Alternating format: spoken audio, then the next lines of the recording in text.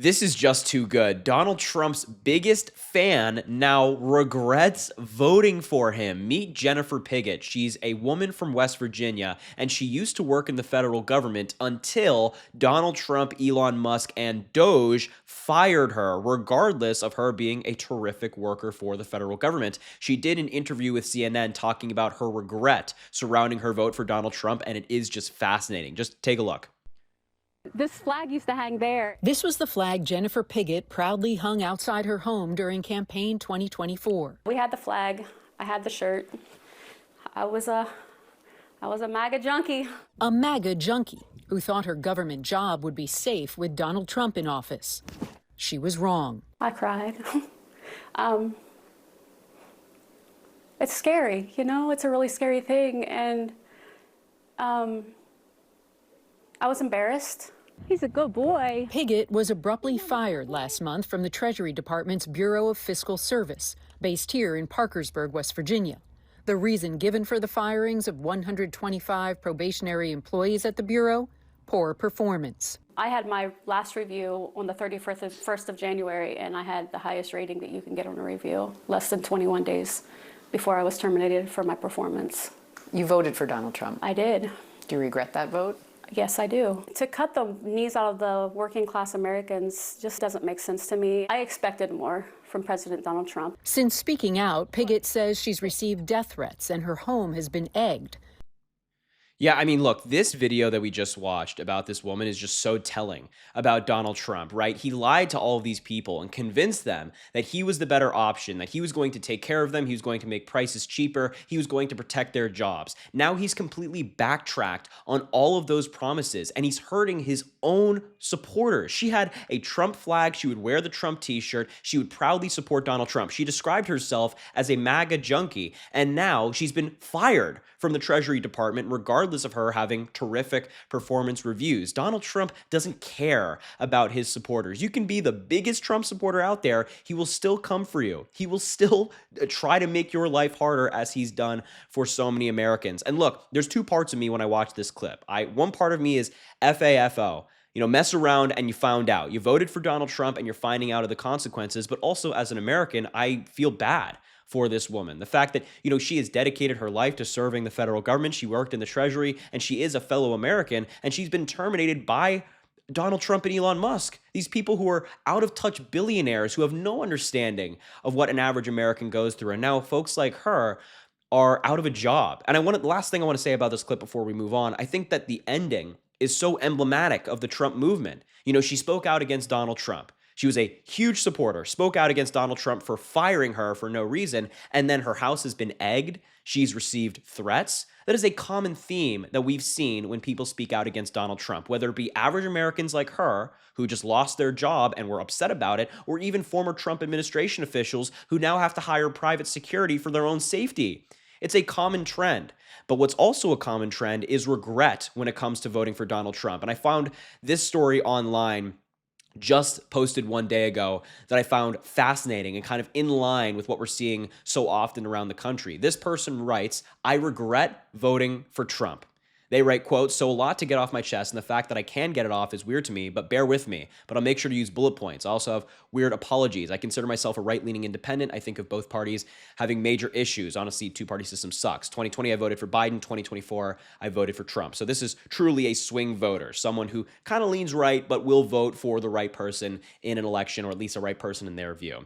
They say why I voted for Trump. At the time, I felt like I was in a position of voting for the best of two really bad options economically. The economy was and is in shambles. I felt if voting for Harris for the status quo would continue with the economy continuing to shrink. The last administration she was a part of wasn't doing anything to fix it and just wanted to print more money. Now, obviously, I disagree with that analysis. Kamala Harris was significantly better on the economy. President Biden was significantly better on the economy. But this is unfortunately, the mindset of a lot of Americans. They felt that it was the choosing between two evils, and that Kamala Harris would have been bad for the economy. But I digress. Here's the important part.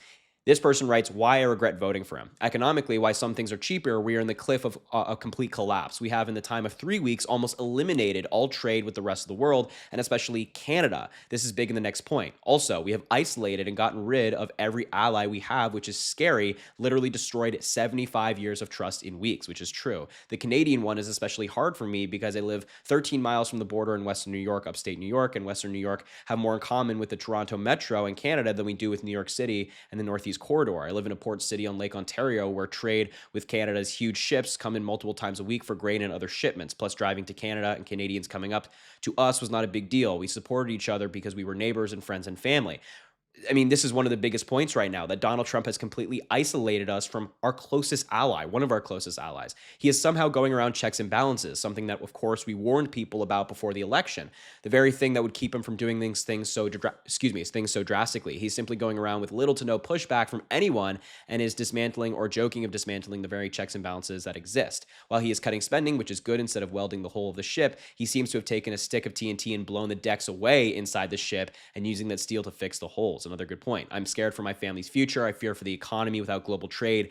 How will I be able to afford to provide for my family if there's nothing to provide them with? A really strong point there. And then finally, the nation is split more now than ever. Everyone seems to be at each other's throats, and I'm worried it's only going to get worse. Now, of course, you watching this and me reading this, these are things we talked about before the election. We said, hey, if Donald Trump wins, things are going to get worse. The economy is going to get worse. The relationship with our allies, the political division in the country is going to get worse. And unfortunately, that didn't resonate with a lot of people. But a lot of people are kind of opening their eyes to that now. And not only are you seeing, regret for voting for Donald Trump on this level, independents kind of saying, hey, I regret my vote. I'm a swing voter. I regret it. Or even former Trump diehard voters saying, hey, I regret it. But you're also just seeing it in his approval ratings, right? I mean, his approval ratings are cratering right now. Let's just take a look at this. The last job approval rating he got, according to Gallup polling, was at 43% approval. And we're just 4 months into the Trump presidency. He should be in his honeymoon period right now where he has really high approval ratings, but it is completely cratered. And he had his highest approval rating on January 21st, 2025, which was 47%. So not great to begin with, but really, really bad. I mean, 43% is disastrous for Donald Trump. And you can see how this has shifted over time.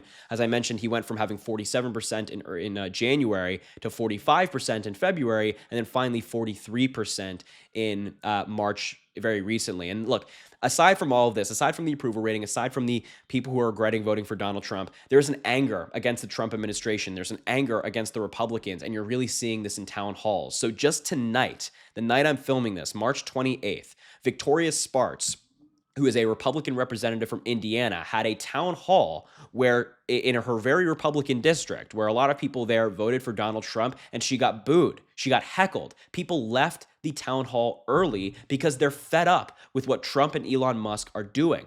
It's just a consistent theme we're seeing across the United States. I want to show you this clip. I think it's really important to see. Let's just dive right in. You need to hear what they really do, and if you want to hear. So they came to the Department of Treasury, and they said, we want to make sure that there is a proper authorization of any funds that disperse. This is your money. You think we should be spending your money without authorization? No, truly. Do you believe you want your banking account money from your personal bank account sent without authorization by someone you don't know what for? Who many people want to do that? Raise your hand, please. How many of you want your personal bank account, somebody just disbursed money with no authorization? How many of you?